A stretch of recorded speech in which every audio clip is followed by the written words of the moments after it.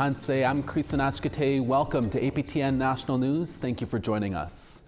A family from the Swan Lake First Nation in Manitoba is mourning the loss of their family dog after a Manitoba First Nations police officer shot and killed him in their front yard while the children were home and a school bus was just down the road picking kids up for school.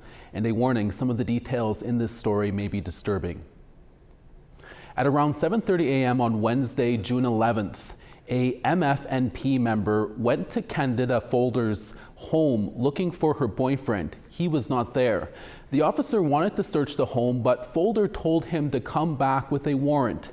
As the officer left, Folder's Rottweiler Duke, who was chained up on the front lawn, lunged at the officer and bit him. Police say Duke had previously bitten another person prior. Folder says the officer told her that Duke was getting euthanized today. 15 minutes later, the officer came back with a rifle and shot Duke and drove away. Folder's father buried Duke later that day, but the same officer came back, dug up the grave, and took Duke's remains away to check for rabies. Folder says the incident was very traumatic and says her children may not get another dog. In a statement, Manitoba First Nations Police Inspector Daryl Hunter said, given the very aggressive behavior of the dog and the threat it potentially posed to children and other community members, the decision was made to euthanize the animal on site. Putting an animal down is always regrettable, but our officers are faced with weighing all factors that affect public safety. As with all incidents of this nature, a review into this incident will be conducted. The family says the officer who shot their dog has also been allegedly harassing the family for several months. Swan Lake Chief Jason Daniels is also calling for a full investigation. You can read more about this story by going to our website at aptnnews.ca. The story is by Kathleen Martins, our web reporter. Some members of Garden River First Nation are demanding transparency from their chief and council. It's all over the payout of funds received from the Robinson-Huron Treaty Annuity case settlement. Protesters gathered in front of the band office on Thursday, with one demonstrator saying she plans to stay there until their concerns are addressed. APTN's Mike McDonald reports. But I'm very proud of everyone here, just so you know. Renee Bello is a member of Garden River First Nation located east of Sault Ste. Marie. Bello contends the concerns of her community are not being heard with regard to the payout from the Robinson-Huron Treaty settlement with the federal and provincial governments. The main issue is to hear the people in what they want. We do feel that the money is our ancestors' money, and we should have a say in that. Protesters have been coming and going throughout the day. Some say they wanted to see a 100% per capita payout of Garden River's share of the $10 billion settlement, which amounts to roughly $610 million. But $200 million has been put into a trust fund. Others would like to know what the community's leaders intend to do with the money that was not distributed. The traditional chiefs of the Robinson-Huron Treaty signed that treaty, and they wanted us to have that money so we can all have a better life. You're playing with people's lives here. You know, we've got some of us that are getting older in our days. We need something to make it a little bit easier on us. You know, our kids need something to know that and there's no plan for nothing to do with it other than we're going to put it away and take it away from you. Chief Karen Bell was not present for this week's protest as she is attending a gathering of the Chiefs of Ontario. Councillor Travis Jones met with the protesters on council's behalf. Jones says while he applauds their passion, the protesters do not speak for the entire community. Our community goes beyond the people that protest, and that's one thing that is tricky for our leadership is we have very vocal members that want 100% payout. Our leadership feels, along with many community members, that doesn't align with the case. The case was about righting a historical wrong, righting the wrongs individually and the collective. Jones gave no specifics about how the rest of the settlement would be spent. Meantime, Bello and her supporters say they've heard this all before, and they still feel they are not being heard. We've had meetings in the past where these words have been said. He knows my point of view, and I know his point of view. My people's point of views is a little important here, so I think they need to be heard, and this is their chance to be heard. Somebody has got to stand up. Somebody's got to have a voice, and somebody's got to listen. That's the worst part. There's nobody listening up until this point. So, well, we're going to get loud, and hopefully we don't have to do any more than that. But some of us are had enough. Renee Bello says she plans to remain on site for the remainder of the work week. She adds further protests are in the works, including a plan to completely block entrance to the band office, which could happen as early as June 24th. Mike McDonald, APTN National News, Sault Ste. Marie. A public apology from Ontario Premier Doug Ford was made on Thursday as he met with First Nation leaders in Queen's Park. The deputy leader of the NDP said comments Ford made previously this week were racist and showed a lack of understanding of the treaties. CTV's Siobhan Morris has more.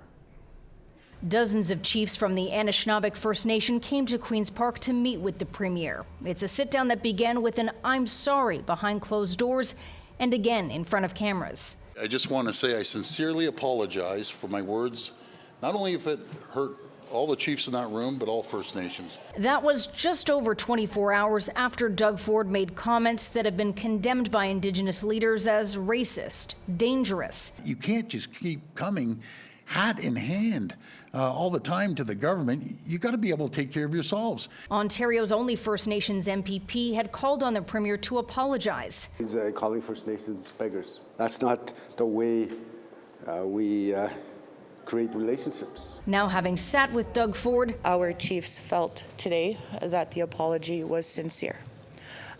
We are looking at today as a new day. The Anishinaabe Nation and the 39 First Nations it represents is opposed to Bill 5, which aims to speed up mining in the Ring of Fire.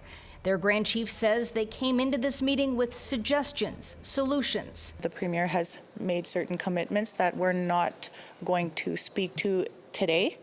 We do have to respect our nations who weren't in the room today to have those further discussions. Ford has said his goal is to designate the mineral-rich Ring of Fire a special economic zone where some laws can be ignored as quickly as possible. This meeting in particular wasn't all about Bill 5. It was about Ontario upholding their treaty responsibility. The Premier emphasizes the need for collaboration. I'll always respect treaty rights, and I'll always respect duty to consult, because without First Nations, we can't get the critical minerals out of the ground. Something the government feels is key to Ontario's prosperity going forward. Siobhan Morris, CTV News. To the ongoing fight now over Bill C-5, Kahnawake Grand Chief Cody Daibo went to Ottawa on Wednesday to protest the legislation. It would allow the federal government to identify infrastructure projects of national interest, accelerating the approval process through a single permit. The Grand Chief says he attended the protest on Parliament Hill to show solidarity with all Indigenous people across Turtle Island. Daibo calls this legislation typical of the Liberal government. The Grand Chief says he made multiple attempts to contact Prime Minister Mark Carney's office to request a meeting to discuss Bill C-5. He received a response on Wednesday stating that a meeting is not possible at this time. Daibo says there are concerns over how this bill could affect Kahnawake. The concern for us is, are they going to be trying to push through other projects through here? Things that have happened in the past will not happen again, and then it kind of pits us against the general population, because then we're going to have to rise up and do actions, and we don't want that either at the end of the day, but we will defend our land and our rights to the utmost. So these are the concerns that we have. That's just the broad view of this bill. It's not clear, and the definitions are way too broad that you can just fit anything under the guise of national interest or prosperity. An Indigenous sculpture that was well known in Ontario for many decades has a new resting place. That story when we come back. Stay with us.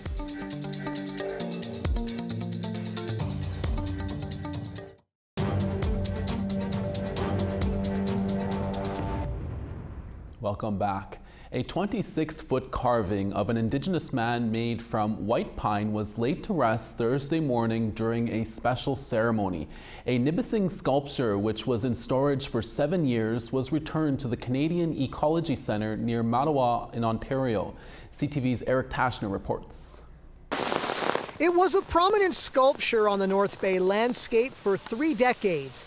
But now the Nabising sculpture has its final resting place at the Canadian Ecology Centre. It's important that we not be seen as people of the past, that we're still here. It was first erected in September 1988 as part of a series of carvings called the Trail of the Whispering Giants, created by Florida artist Peter Wolf Toth. The purpose of my work is important, that it honors people facing injustice. For 3 decades, it stood at the corner of the Seymour Street and Highway 1117 bypass beside the former home of the Dion quintuplets. Brought a lot of people to North Bay in terms of seeing it because it was the first statue outside of the States. When the house was moved in 2018, the sculpture was hauled away into storage. Over time, it started to crack and was no longer suitable for relocation.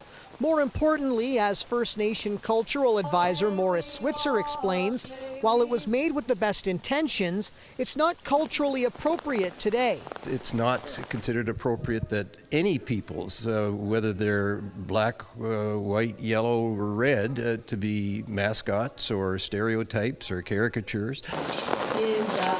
So, a small ceremony was held to welcome the sculpture to the Samuel de Champlain Provincial Park, where it can be used as an educational tool before nature will eventually take its course. Understanding the current culture that we're in and the current situation, it's a great opportunity in terms of how to bring it back to Mother Earth in a respectful way. Murray Sinclair said, education got us into this mess, and education will get us out of this mess. Toth is happy with the outcome. He's hoping people who visit the sculpture will reflect on injustice Indigenous people have faced over the years. These statues are made to honor the First Nation in Canada.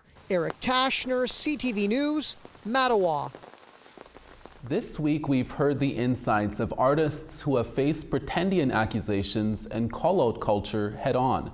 For our fourth segment of Face Value, some seasoned Indigenous music professionals provide advice rooted in culture and community care.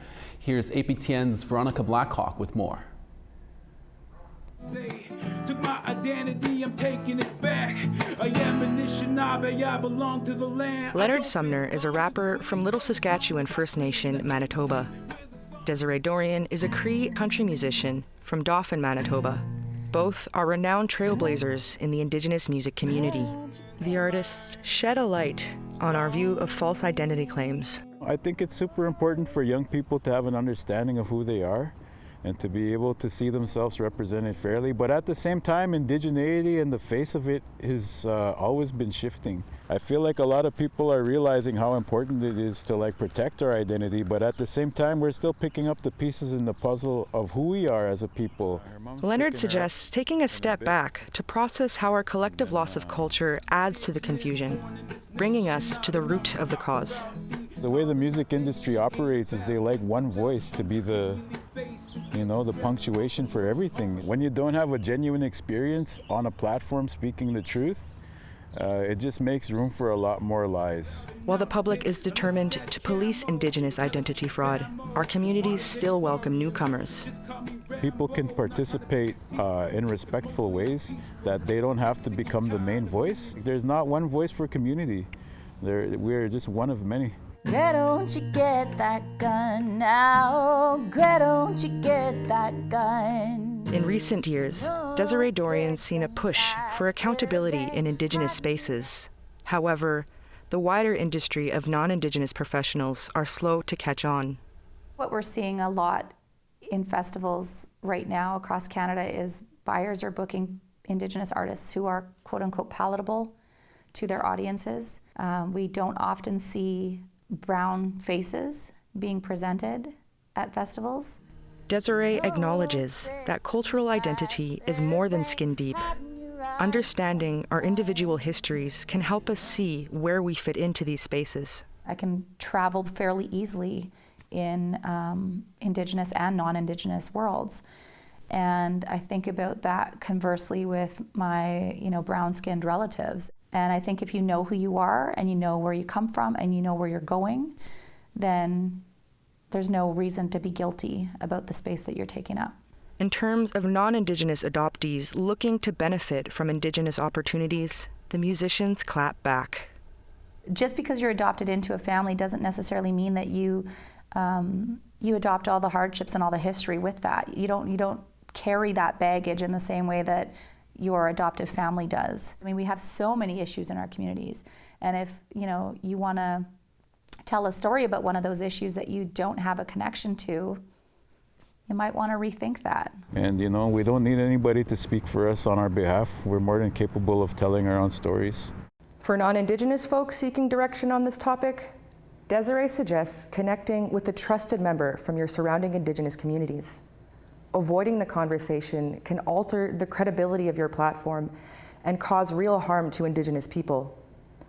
Learn more about the network of Indigenous professionals who are taking a holistic approach to protecting these spaces tomorrow on the final segment of Face Value. Veronica Blackhawk, APTN National News. Thank you, Veronica. We now want to tell you about this week's 3 new web poll questions. Over on our website, we ask, are you prepared to evacuate your home in an emergency? Your answers are yes, very, yes, somewhat, and not at all. Next question we ask, do you believe the G7 considers Indigenous rights in its decision on climate, trade, and security? You can answer yes, no, or not sure. And our third question is a pop quiz. Without looking it up, what year did Idle No More begin? Was it in 2011, 2012, or 2014? I was reporting in Regina when Idle No More started and remember going to all of the protests there. Go to our website at aptnnews.ca/polls to have your say. We will post the results next Tuesday. The premiers of Alberta and Saskatchewan recently met in Lloydminster, and APTN News was there. We'll bring you an update of what was said after the break.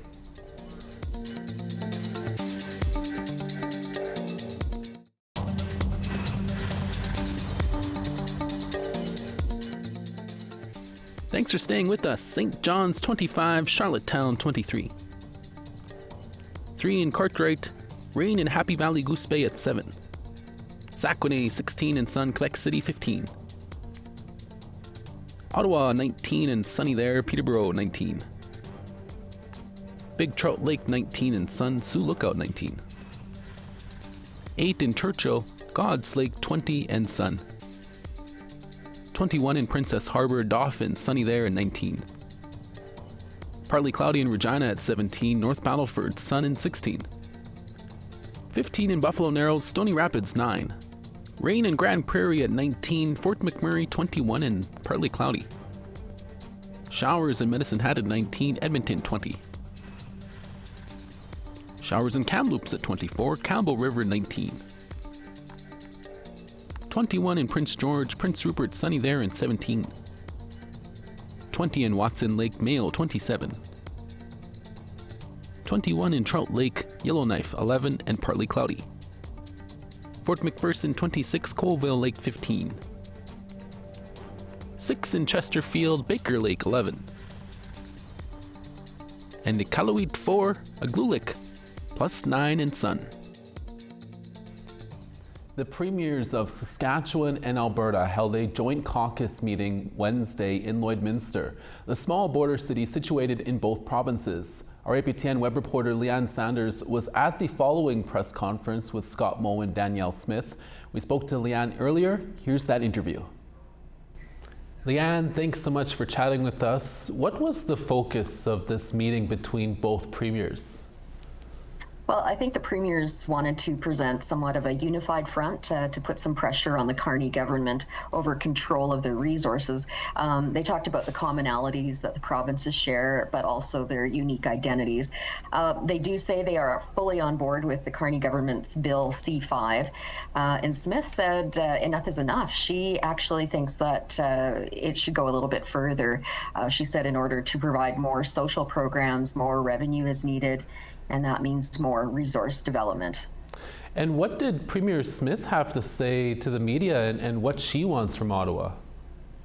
Well, she reiterated some of the same talking points around the resource sector demands that she's made of the federal government. And those are things like removing the West Coast tanker ban, removing the emissions cap, canceling the net zero electricity regulations, and getting rid of the toxic label that is placed on plastics. And how about Premier Scott Moe? What did he want from Ottawa and have that done there?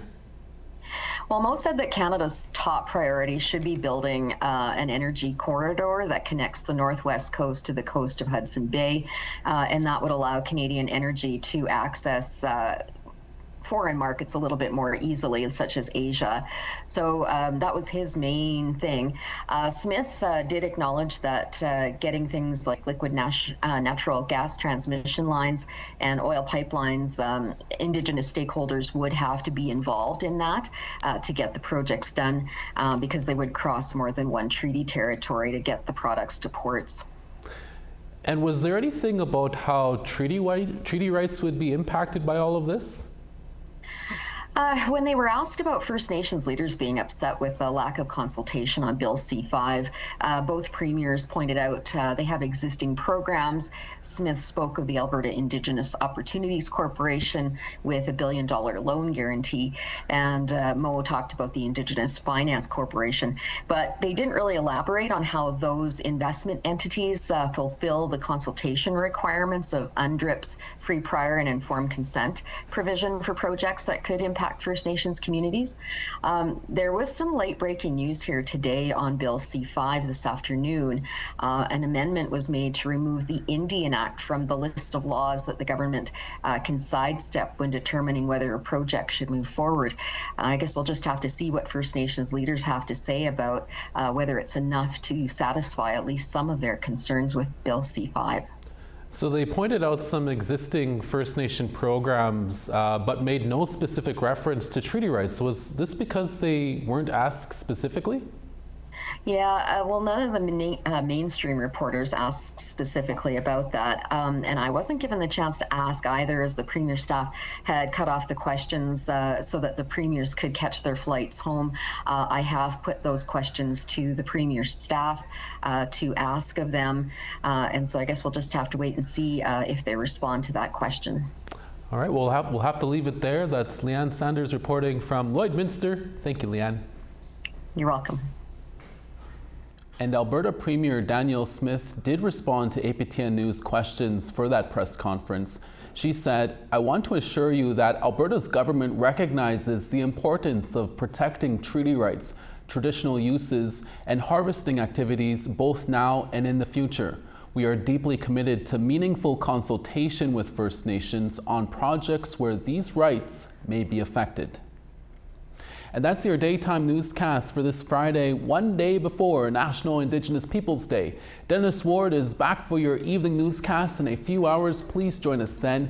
From all of us at APTN National News, hi miigwech masicho. Thank you for watching, and we'll see you again next Tuesday. Have a safe weekend with family. Ekse.